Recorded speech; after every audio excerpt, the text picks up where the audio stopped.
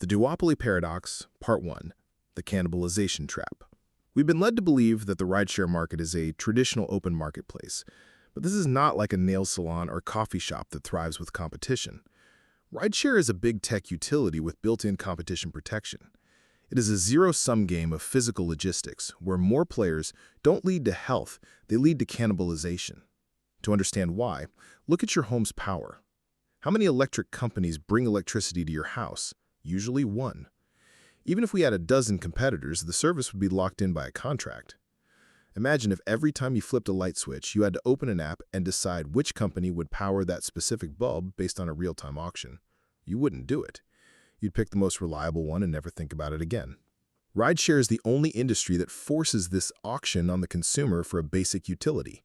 But because both labor and demand are single-threaded, the math fails. A driver can only be in one seat on one trip for one company at a time. This creates a scaled death spiral. If a driver splits their time between 3 apps, no single app provides the consistent volume needed to pay a mortgage. Eventually, they abandon smaller platforms to chase the guaranteed pings of the giants. This is why smaller apps are forced into tiny niches, medical transport or specific communities just to survive. For the general consumer, there is very little room for a third choice. Think about search engines. There used to be a dozen, and now most people can't name more than 2. Once you find a good enough answer or a fast enough car, you are out of the market. What makes this truly dangerous is the unique, unregulated structure. Because drivers are independent contractors, there is no oversight on how little they are paid.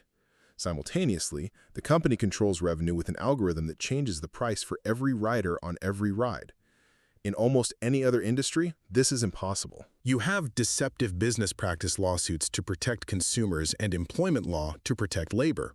In rideshare, both are subjected to a black box algorithm designed for maximum profit. Even Amazon, famous for varying prices, cannot pay its warehouse workers variable wages for the same hour of work. In the rideshare world, the algorithm dictates both ends of the transaction in total secrecy. It is a closed system that cannibalizes the small to feed the large. Without intervention, the free market here is a myth.